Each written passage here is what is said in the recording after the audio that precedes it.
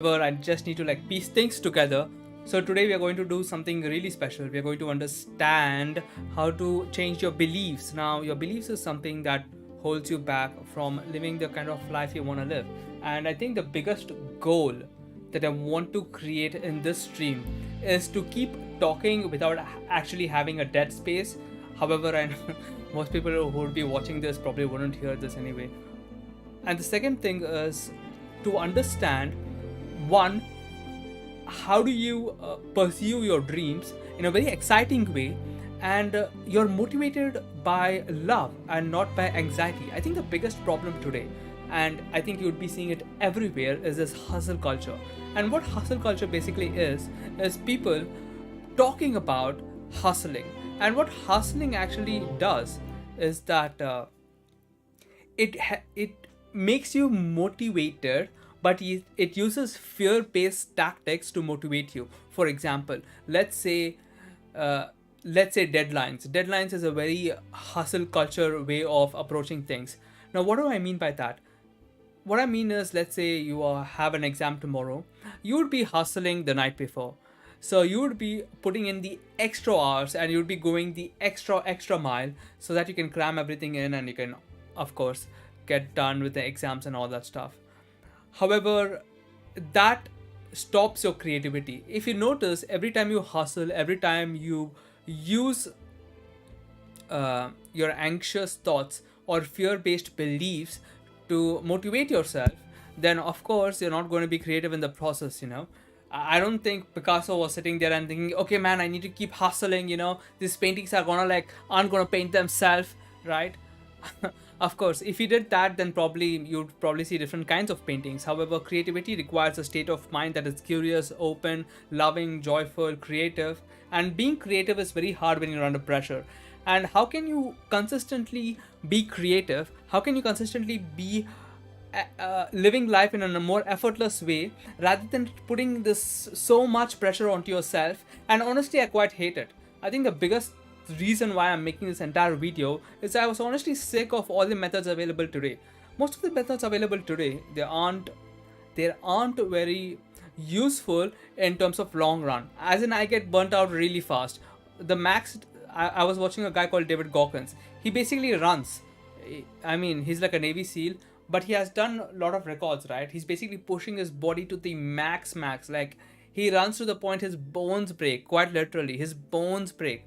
However, look, man, look at me. I'm a pretty fragile guy. I want to be creative, nice, and do my work in a much more exciting way. You know, I want to keep doing this as much as I can, as long as I can, and as you know, in the most fun way I can. If I every day wake up thinking, you know what, I gotta make this video every day, I gotta make this hustle culture every day, then uh, I'm gonna feel very not so motivated, you know. Then I would rather do something I don't love rather than doing something I do love. So in this video, we're going to address that. How can you motivate yourself, but in a more effortless way? Imagine waking up in a more effortless fashion. Waking up is easy, doing your work is easy, you know exactly what to do, there's nothing stopping you, and you're like, you know what? And the biggest problem you have in that day is, damn, I can do anything right now. What do I really want to do? And at that point, what's really stopping us is the goals that we set to ourselves and the kind of vision we have for our life. And I want to unlock that aspect. I want to unlock that mode in our life, the effortless mode. I'm sick and tired of honestly trying to pressure myself into doing stuff, trying to pressure my unconscious to change myself. I think this is the concept of willpower, which also comes into this culture. In this culture, it's all about willpower and managing your willpower. And what willpower essentially is, I like this weird music. What willpower essentially is it's an ability to push yourself despite you not wanting to do something. Let's say I hate coding. So the willpower here is to do coding despite me hating it. And I'm almost like pushing myself beyond. And willpower comes in the sense like it's almost like you're putting nitros in your car. You're kind of like using the nitros engine when you're like driving the car.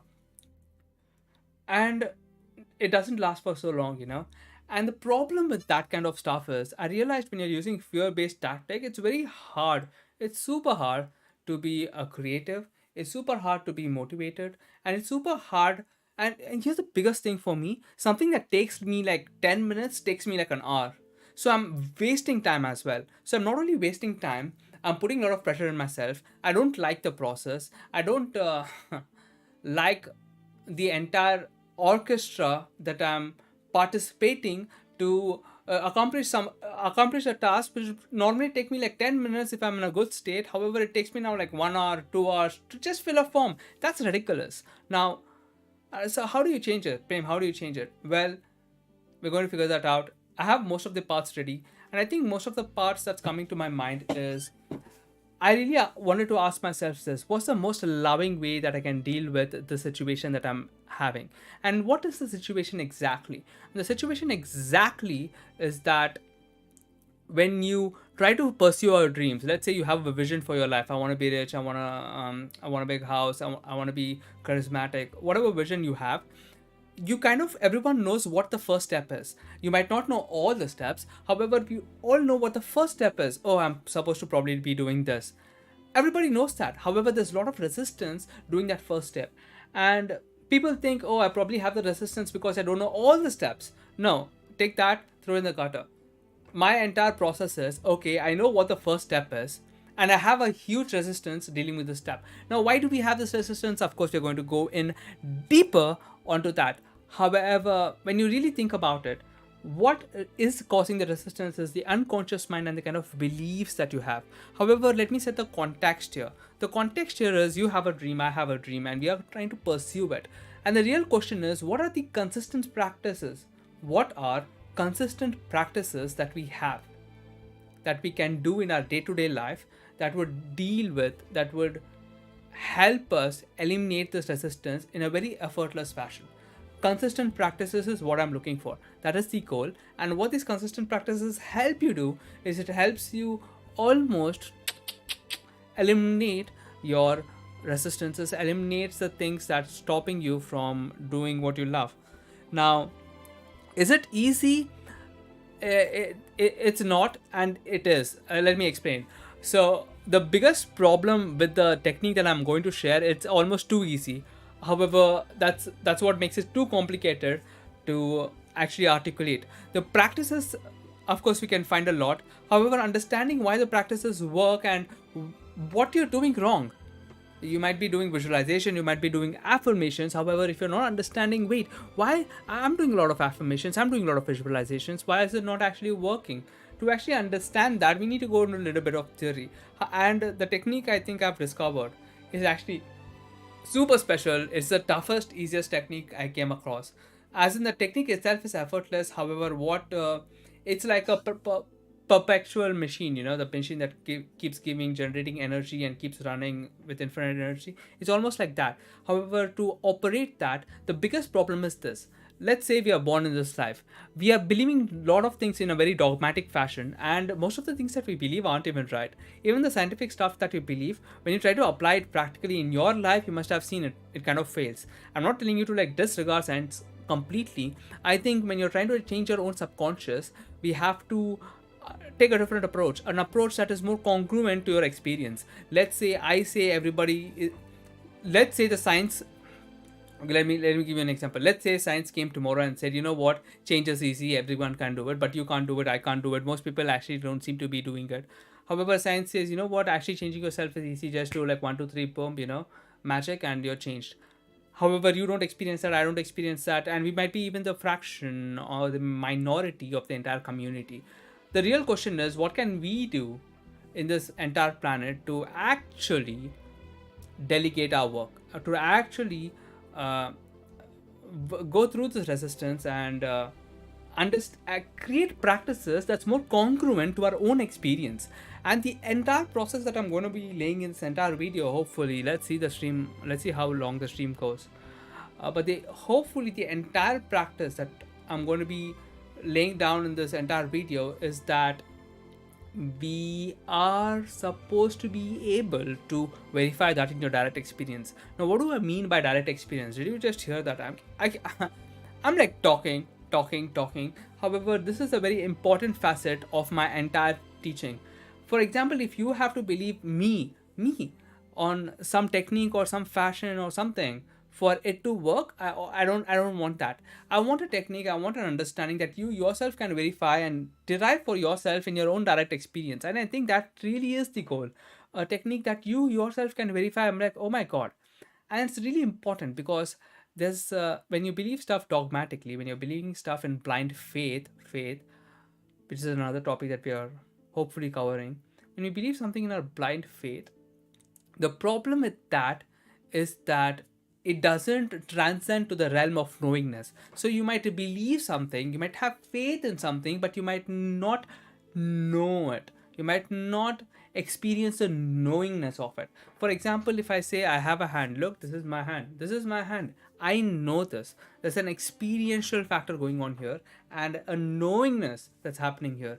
But let's say I say, you know what, there is life and life is sub maybe life is what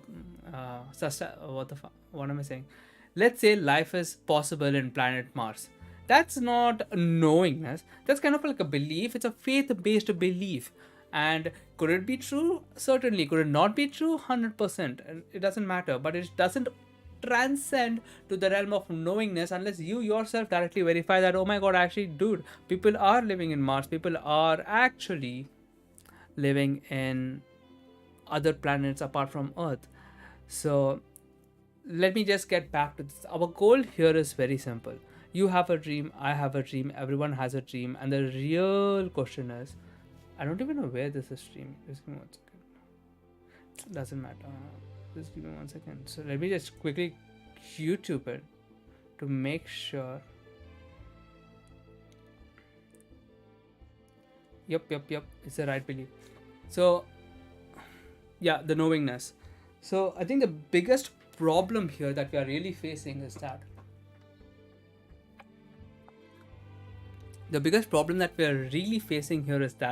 we do not have practices in place, we do not have understanding in place that takes advantage of our direct experience, that take advantage of our knowingness, and we are kind of like just trying things on blind faith and hoping it works. Dude, it's almost like you're playing darts, but you don't even know where the target is. You're just like throwing randomly, and that is not what we want. So if you understood that goal, and if that goal kind of excites you, let's see what's stopping us exactly. So let's say I know the step number 1. So what's stopping me exactly is the fact that for me personally, it's resistance, it's fear, and it's deception, and it's almost ego. There is a side of me which almost is like a master salesman. It is able to sell me on the fact that, dude, you're supposed to be afraid of this, and you're not supposed to be doing this. Actually, you're supposed to be doing something else. Maybe order pizza, maybe sleep in the bed, and that's really problematic, because the problem is that the part of yourself that is the salesman part of you that is able to sell you on the stuff that you're supposed to believe is actually very good at its job. In fact, world class.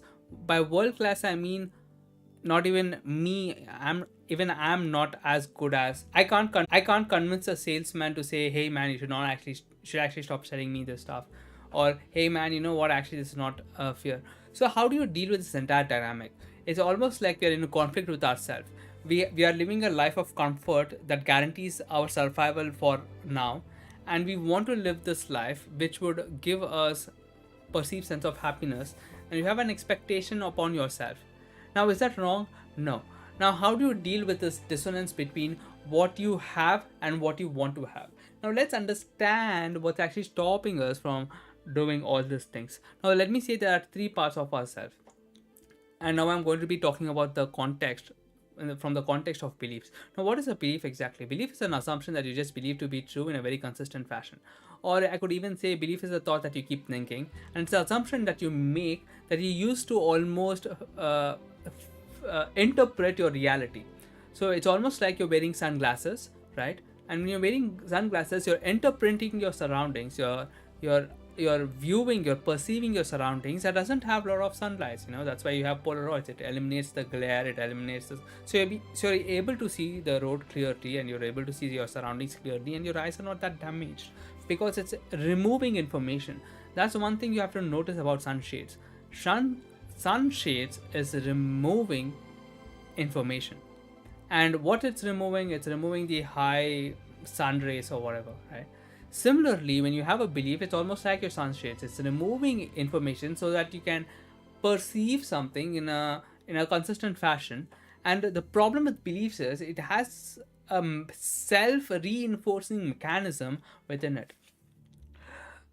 So it's a little bit complicated, but understanding this theory is really important for our toughest, easiest letting go technique, which I'm going to be sharing probably in the end of this series, and to understand how to actually deal with this kind of beliefs.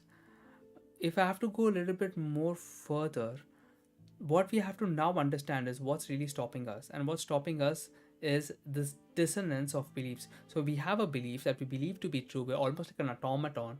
We are acting out these beliefs. Now the real question is, how can you change this belief in a very effortless fashion, in a very loving fashion that's not that abrasive? If you watch Gary Vee or something like that, he keeps saying, okay, how do I motivate myself? Oh, you know what, uh, just imagine your parents dying or something. And it's like, sure, but I don't want to be motivating myself with like death of people, or trying to like prove other people wrong, or in the sense of control or wanting approval. Nothing like that, because most of the time you don't even have anything to prove. You just want to live this kind of life because you want it. And trying to motivate yourself without actually feeling negative emotions projected outside is quite hard, if you notice. So the real question is here, how do you change? And the answer is simple, interesting. Now there are three parts of ourselves. There's that I, the bit that's witnessing all this drama happening, right? There's like the prameness, my name is Prem, so there's a prameness. And whatever your name is, there's thatness, your you-ness, right? And there's me-ness. And you have like beliefs that's already in place, and then there are beliefs that you want to replace. You're following me, man. It's easy. You have beliefs that you are in place, right? There are beliefs that you're already believing, and there are beliefs that you kind of want to replace. It's almost like building a building. What beliefs are like the blueprint of your houses. Let's say you're building Burj Khalifa. What the belief here, in metaphorically speaking, is the blueprint of Burj Khalifa. Now the kind of tools they use, the bricks or the glass or whatever, those all constitute to the thoughts and feelings. Belief is almost like the blueprint that creates the house itself. So no matter how much you change your thoughts, no matter how much you change your beliefs or your feelings, if you don't change your beliefs, right? If you do not change your belief, you're gonna get the similar kind of house with different materials. You see, let's say you have like a normal house, and that's a blueprint of the belief. No matter how much you change your thoughts, and if you don't address the belief directly, you're gonna get the similar kind of house built. And that's the biggest problem I find in this entire thing, is having this houses built a certain way that you don't prefer. So the real question is, how can you change the blueprint itself? So when you change the blueprint, everything else kind of falls into place. If you notice, then you kind of can build the house that you really want to live in, rather than adjusting in a house that you don't want to be in the first place. So the real question is this: you have beliefs that's in place, and you have beliefs that's not in place. And you have, let's say, I want to wake up every day morning. I want to replace that belief with my current belief, which is like, I want to sleep in my bed for a long time. So how do you do this? Well, introducing introducing love. Now what love is an amazing tool, because love has a healing quality to it. And the kind of love I'm talking about is not the kind of love that you experience romantically. Have you ever walked around in the nature, or have you ever walked around outside and you looked at trees and you just thought, damn, these trees are beautiful, like the colors and everything, they're like popping. I'm like, or you're watching a sunset, I'm like, you know what, for like a second, I'm like vibing with the sunset. Did you ever experience that kind of emotions? That's the kind of love I'm talking about. Now you might be thinking, Prem, what does love have to do with beliefs and stuff? And I go, how does that even matter? Well, when I explain the qualities of love, you would understand how to use it as a very strategic tool almost to dissolve the beliefs that you don't want in your life and to integrate the beliefs that you do want in your life. Most normal self development kind of deals with how to nurture the beliefs to integrate. However, most self help things don't teach you is how to deal with beliefs that is stopping you or deal with your anxious thoughts. And you might be seeing outside the most common thing is they'll say accept it, have faith, and I'm like, bruh, nah. So let's understand what it really takes to, I have my notes, to use love to actually change these beliefs. And wow, I have 6% battery. Great. So it's taking some time if you notice. So I have, yep, gotcha. Look, so let me first talk about the beliefs, how to dissolve the negative beliefs within you. All right. One thing you have to understand is you have to love your negative beliefs and you have to love your positive beliefs. But the way you love negative beliefs should be in a style that dissolves it, and the way you love the positive belief should be in the style that nurtures it. Now, let me talk about how to use love to dissolve something. So, let's say you have a belief. First thing you do is acknowledge it. When you love something, or when you love a person or a dog or something, you acknowledge its sovereignty. Sovereignty is this ability to be independent from you and to have its own will, and you acknowledge that. You don't try to control it. You kind of acknowledge that, you know what, you have your own purpose, you are sovereign in your, you have your own authority, you're an independent authority figure, and you acknowledge it. Most often what we do, we don't even acknowledge these beliefs, the negative beliefs, into our existence. And when the negative belief arises, negative belief arises within us, what we really do is we kind of shun it, dismiss it, and say, you know what, I don't want you in my life. I don't want this thing in my life. And the more you resist, the more it persists. So first thing you do is acknowledge it. These are all like different ways to love. So even if you're trying to love a dog, it'd probably be the same thing. You kind of acknowledge its sovereignty. You kind of acknowledge that, oh my god, you are independent and a valid form of expression, and you are valid to express yourself exactly the way you want to express yourself. And I accept you the way you are, just the way you are, without having any expectations of, no, you should not be like this, you should rather be like this. Nope, we're not doing that. So the other thing is to see beauty in it. Now, what we kind of do, we see all the ugliness in our negative beliefs. And when a negative belief arises, you have to kind of notice that most of the negative beliefs that's arising within you, it once served you. It once actually saved your life. And it's almost like redundant programming. The person you are today, if you're even watching, the 20 people, whoever are watching my video right now, it took you this far. You are watching my video, you have internet, and a lot of things are happening. You're in a relatively okay place to deal with this.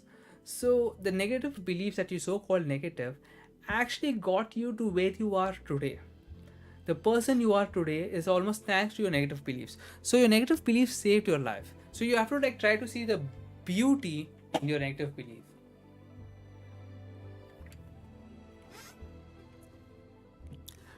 So anytime you see beauty in something, it dissolves a sense of self within you, and it dissolves the other sense of self within the thing that you're seeing beauty in, and you're like basically forming a connection, you see. So to see beauty within something dissolves your sense of self and dissolves the thing that you're seeing beauty in its sense of self as well, to see grace in it. And I think, so every time your negative belief is arising, rather than shunning it, Bring it for a coffee, bring it for a tea, and sit with it. I'm like, wow, man. Oh, you think this is bad for you? Oh, okay, cool. I acknowledge it. You know what? It is what it is. You think it's bad for me, but yeah, I probably agree with you as well. Probably it's bad for me, and that's it. That's all there is to it. There's nothing more. Dude, I feel it's like I have acne and stuff, so you might be thinking, oh, damn, I feel insecure about it. You know what? The fact is, some people are gonna like you, some people are not going to like you, and that's all there is to it. And no matter how much you try to express yourself, or no matter how much your imperfections fade away, uh, still you could be the richest guy in the world, you could be the most prettiest guy in the world, you could be the richest and prettiest guy in the world. However, some people are going to like you and some people are going to not like you, and you're just going to like accept it. You see this acceptance phase to accept your negative belief as it is. Now, how do you, so this is how to dissolve it, and you can acknowledge it, but try to reduce your attention to it. So what you're trying to do with your negative belief is not dissolve it, but kind of like see the goodness, to see the goodness in your negative belief and take in the goodness part. The big negative belief might say, hey man, look, I'm just trying to protect you, man. I'm just trying to keep you safe and secure. I'm just trying to create a sense of self that gets approval from other people. Dude, I'm just trying to like control the surroundings so that you survive. Why is that wrong? Are you stupid? Is what your negative belief has an underlying intention, right? So you try to see the goodness in your negative belief. So anytime you see the goodness in a negative belief, it so actually I have to write that down. So trying to see your goodness in negative belief, to see the grace in it, see the goodness in the negative belief. Okay, cool. So this is what you can do with your negative beliefs. So the beliefs that you want to change, that's arising. Let's say you have fear of public speaking. Fear of death is number 2. Fear of public speaking is number 1. I've actually went to Toastmasters and I overcame this public speaking fear thingy. So I have some experience with it. So every time you go talk on stage, it's an immense nervousness, almost a visceral sensation that goes around. So a visceral sensation. So how do you deal with it?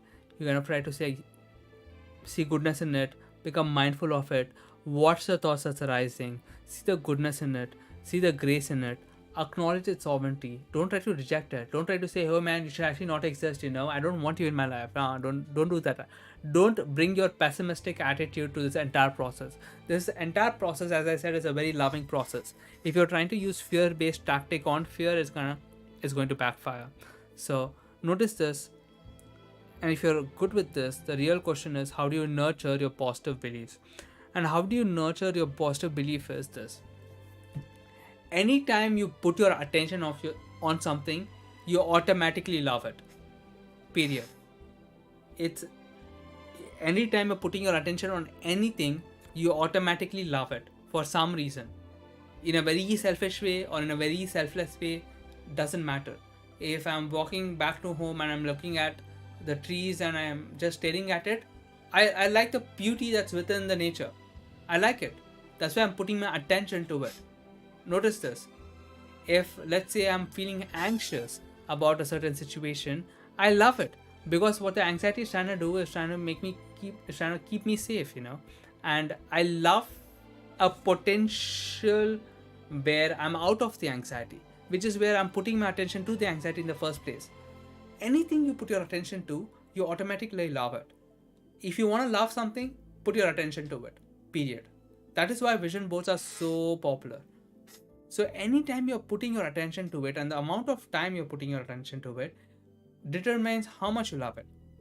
So let's say you like a certain genre of music. You'll probably be listening to the genre of music a lot. So the more you listen to a genre of music, you probably love it. This is where most of the AI algorithms are predicated upon. So whatever you put your attention on, you love it.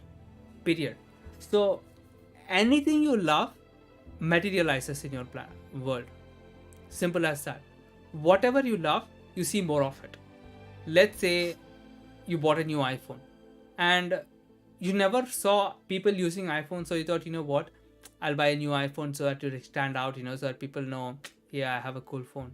However, however, what people don't understand is, I think, the moment they buy a new iPhone, they walk around the city and everywhere they see iPhones. Notice that you bought a new car and you think it's a very unique car, and once you bought the car and you're driving it around, everywhere you see the same car. I had this. I one time was walking to my supermarket and I saw a Jeep and I'm like, that's a pretty sick car. I started seeing Jeep everywhere because now my attention is more attuned to catch that the thing. So we are missing so much information normally, and whatever information we are choosing to feed inside our consciousness is something that we love, whether we love it in a very selfless fashion or we love it in a very selfish fashion. We love it regardless. So so I think the biggest thing here is whatever you put your attention to flourishes. So I think the biggest takeaway here is, let's say you have a vision, or let's say you have a belief that you want to install, let's say. So the more attention you put to the belief, the more time, listen, the more time you spend to the belief, you nurture it. It's simple as that. Okay, you got it. We good. Spend time with it. Go. To spend time with it. Now that you understand this concept of love, there are like so many other factors. Now let me actually go through the list and see. I'm actually getting this list from actualize.org latest video, which is saying I actually got this list from actualize.org's latest video, which is saying okay, I have no chat, that's fine. Is just give me 1 second.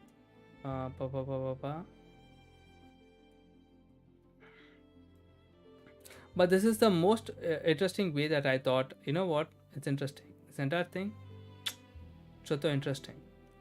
So using love, whatever. Once I'm done with this, I will do this. So to accept your belief, okay, so here's the more complicated part of integrating your belief. So you have to understand this. Your belief you have, the next part of the belief, so let's say you have a belief X and you want to integrate it. So the next part of the equation that you need is trust. And trust is also a form of love. To trust something, it means you love it. Okay? To trust that it would happen. So initially you have the belief and you'll have faith. Faith is a form of trust. Not blindly trusting something, knowing that, you know what, I allow myself to have this possibility come true. Just be open to it. To even be open to that possibility, you have trust. So when you notice the trust, or when you notice it, it's like you have your belief X plus faith, or plus faith, or trust the belief would happen, allow that belief would happen. These two would almost fuse together like a Pokemon evolution. You would get knowingness, the experience of knowingness. All right. So you have trust, then you have your belief, and you allow that belief to manifest. And what I mean by that is you be open to the possibility that, you know what, I could be this kind of a person. I could be a person with this kind of a belief. Be open to it and trust that this is actually what you want. And notice this, listen, notice this. The fact that you want this belief to be a part of you says that this is actually a disowned part of you in the first place, because you wouldn't want something that is not you. Notice that.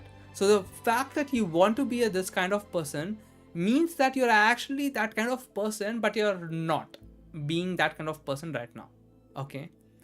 So it is just like, let's say you're walking into a piano shop and you're playing piano.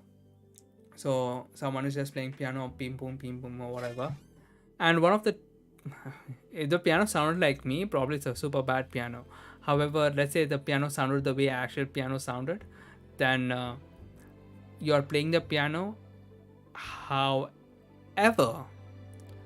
one of the keys is detuned. One of the keys is not really in tune. So what would you do? To throw the entire piano out? No, you kind of take the time to tune the key. Similarly, the fact that you know that that key is not in tune doesn't mean you're a piano with a detuned key. It means you're a piano who has keys in tune, but for some reason that key went out of tune somewhere, some point of the time. Similarly, you have a belief. The fact that you want a different belief automatically says that that's actually you, and somehow, somewhere in this process, you adopted a different belief, or somehow in the process life happens. It's not the Merry Christmas, it's not a Happy New Year life for everyone. Everyone has struggles in their life. If you're watching this kind of content, probably have been through something. So somewhere, someplace, your key got detuned. Doesn't mean the detuned key is you. Take that notion and forget it. The fact that you want the key to be in tune says that the fact that you're perceiving that this key is in detuned, the fact that you're perceiving that, damn, I don't want this belief, says that this is not actually your belief. Says that this is a belief that's just misplaced. When you're a kid, you often times interpret something that's not often intended to be interpreted the way you want it to be interpreted. You notice it. When you're a kid, you're interpreting something that is oftentimes, if you look back, you would have interpreted completely differently. Like when you're a kid, if someone is not talking to you, you might think, damn, this person like probably hates me. However, if you're an adult and if someone is not talking to you, you'll probably think, okay, probably this guy's something going on in his life. I didn't do anything wrong. Probably this guy's going through something in his entire life. I'm gonna try back later. So the interpretation here is what you're saying. So let's say, so the fact that you want this belief says that that belief is actually yours. However, you're having resistance accepting that this belief is yours. You see, there's some weird logic that we tell to ourselves. You got you. So uh okay. So so the belief plus faith slash trust gives you the experience of knowingness. So your entire goal here is every belief transcends to the realm of knowingness with enough trust. And your goal is not to integrate this belief saying like Hare Rama, Hare Krishna, oh, I'm great, I'm great, I'm great, I'm great, I'm great. No, taking that and bringing it to the realm of knowingness. How do you know that you actually know? You basically verify it in your direct experience. So let me put it in this way. Okay, go. So the reason I'm telling you this theory and all that stuff, so we're going to be talking about a belief that's going to help you integrate these beliefs, and it's very easy. The problem is it's too easy, so you're probably thinking this is too good to be true. However, you're lucky because it is actually too good to be true. So I don't know what else to say. It is what it is. So okay, now that you understand this, so if you go through the positive beliefs again, you're going through like this. You have the sense of you're spending time with it, you're giving it your attention because you love it. Whatever you love nurtures, blossoms, right? Then you're trusting it. Trust is a huge part, right? Trust is a huge part. Then what else are you doing? You're trusting it. You're acknowledging that this is actually a part of me, right? Acknowledge.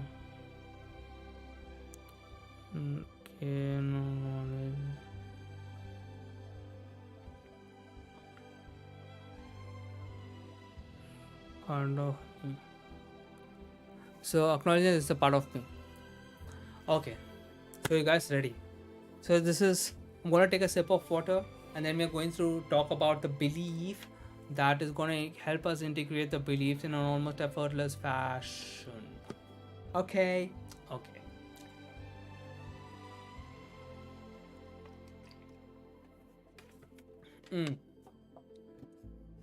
So I'm talking non-stop for 40 minutes. But this is actually the good part. If you're, I don't know who stuck this long, but thank you, because this method is going to be amazing. You ready? So this letting go process, So every time I try to let go, you notice I'm trying to let go. I'm trying to do consciously something that lets go of. I am trying to let go. Like it's like when I'm breathing, right? I'm not breathing. I'm not allowing the breath to happen. I'm almost breathing. I'm almost breathing. I'm not breathing like this. I'm not consciously inhaling, exhaling, exhaling, right? I'm almost allowing the breath to happen.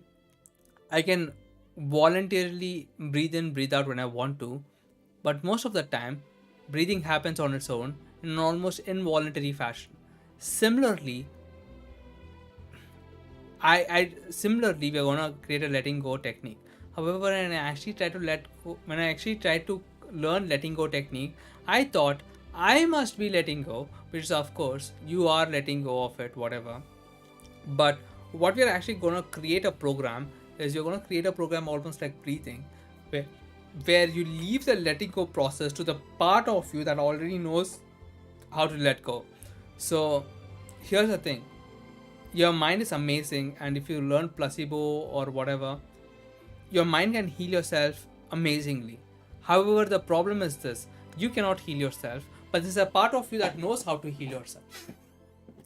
You follow me? Just like there's a part of you that concluded that these beliefs are to be believed and these beliefs are not to be believed, that part of you knows how to dissolve beliefs and how to integrate beliefs. However, you don't know how to instruct it, or even how to, or why it's not working for you. And the reason why those beliefs are not working for you is that that part of you doesn't know how to consciously, it's almost a new program, see, where you're saying I want this belief, and the program is like, okay, I'm going to integrate this belief into your being, of course. So so that part of your mind is called your epiconscious mind, and there's actually research about it. There's like scientific research about it.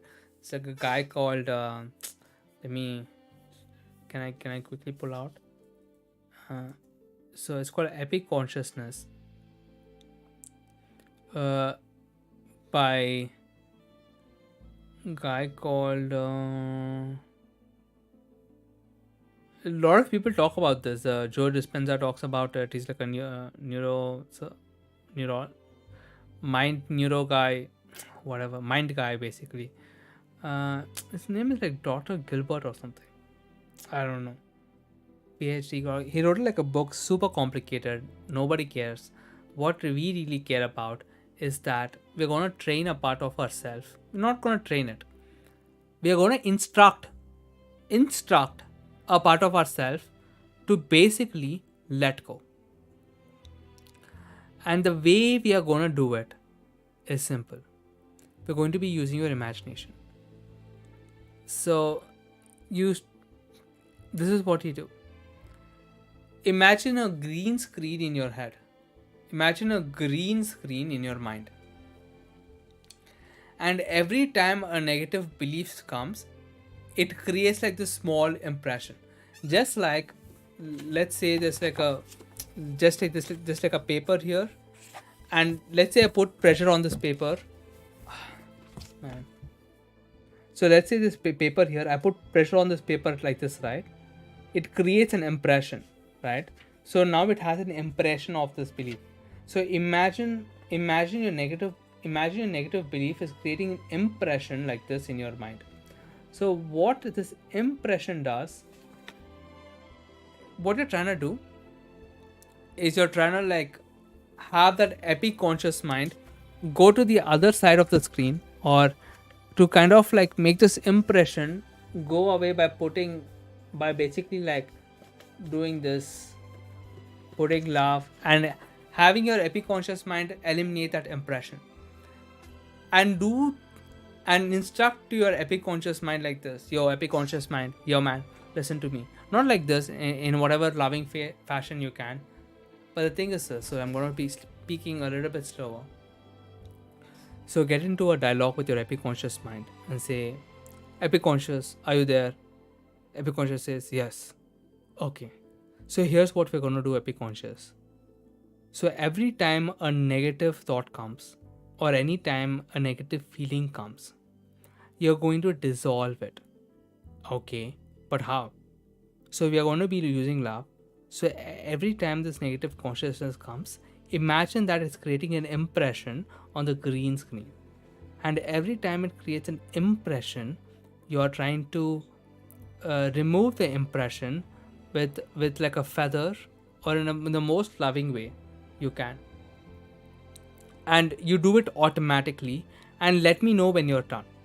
So can you give me an example, says Epic Conscious? Yokaro, very well. So imagine I have a negative belief of waking up. So every time the thoughts arises that you should not wake up, or why should you wake up? You could be sleeping in your bed or something like that. Acknowledge that thought, notice that thought, right? So whatever theory we are going to learn, we are not going to be applying it. We are going to be teaching our epiconscious mind to be applying it, like right here. So acknowledge it, notice it, acknowledge it, and try to see the goodness in it. Okay, and once you see the goodness in it, try to remove the impression that this negative consciousness has from your belief. And every time the thoughts arises, you unconsciously keep removing the impression.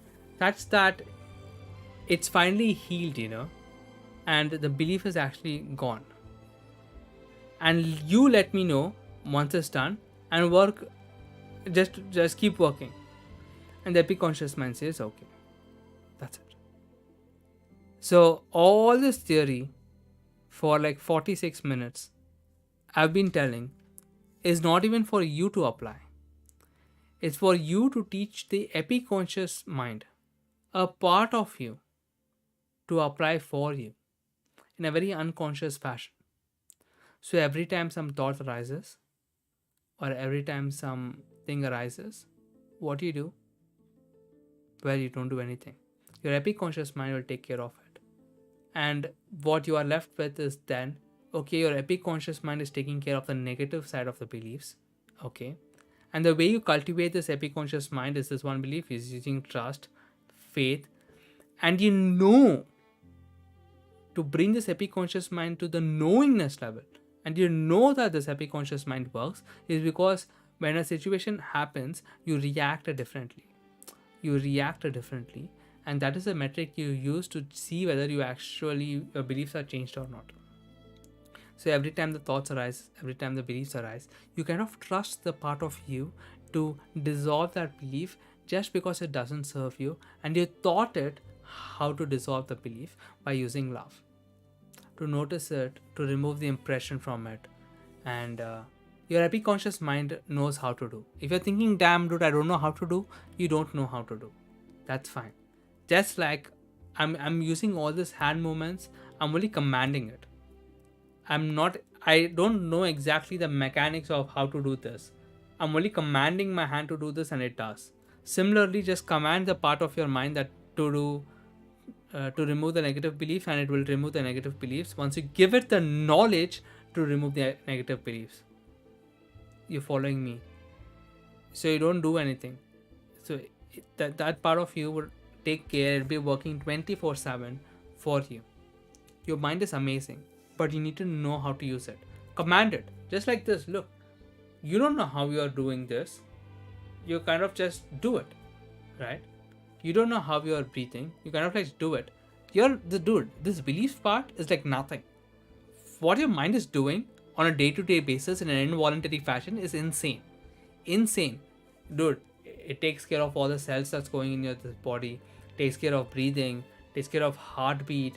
It's processing information unconsciously. Something is suddenly flying at you, you have the reflex action in place, right?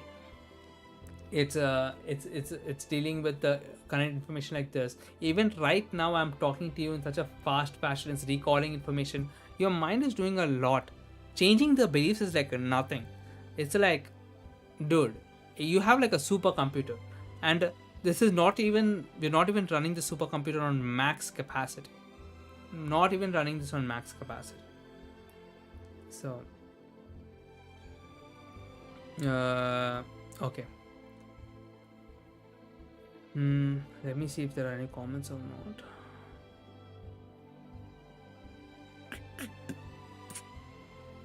So you find me. So you have the epiconscious mind, almost.